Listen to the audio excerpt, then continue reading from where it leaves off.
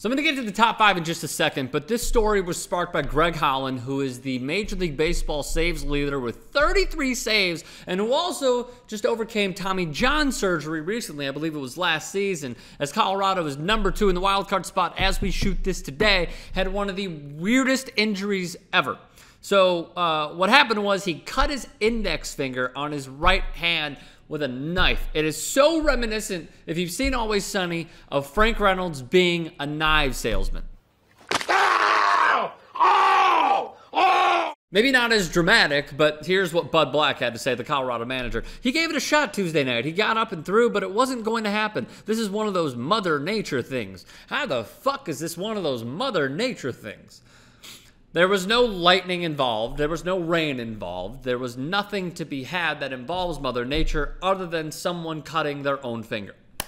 But nonetheless, here are the honorable mentions for the top 5 dumbest, weirdest sports injuries that we've ever seen. Plaxico Burress shooting himself, an honorable mention. Jason Pierre-Paul blasting his own hand for the 4th of July, honorable mention. Kendrys Morales with a walk-off home run. I believe it was a grand slam as well.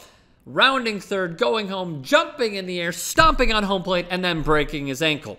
Sammy Sosa, the former Cubs slugger, sneezing out his back.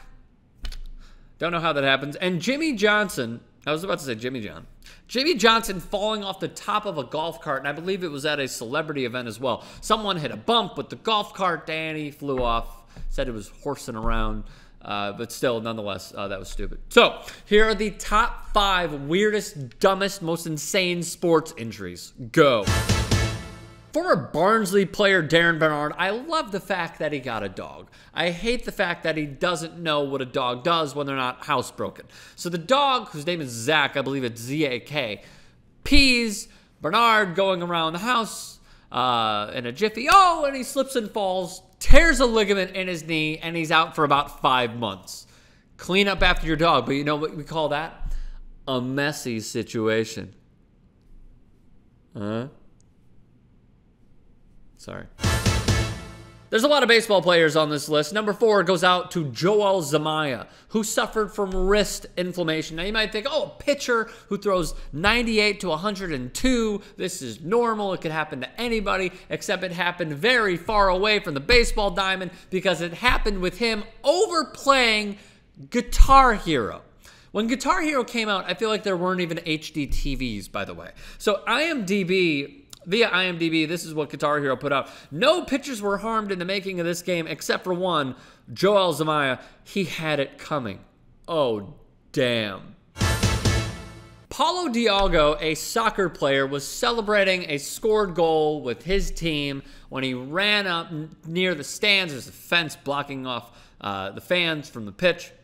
Ran up to the stands, climbs up, wedding ring on, and tears off a part of his ring finger on his left hand. Now, if you're squeamish, this is a little graphic, but here was the sight to behold, of his finger once that happened. He later had to have it amputated. But again, a horrible, horrible injury. Celebrate safely. Once again, in the world of baseball, we have some of the dumbest injuries, and this comes from former Arizona Diamondbacks pitcher Brian Anderson, who injured himself with an iron. Now, you might think that's common, but here's how it happened. So this one I plugged in while watching the Indians play on Sunday Night Baseball, he said. I picked up the iron, held it to my face to feel the heat, and was trying to look around the corner of the iron to watch the game. I just put my cheek right on it. It didn't take much, and it fried the side of my face. What are you going to do? I think we all have a suggestion.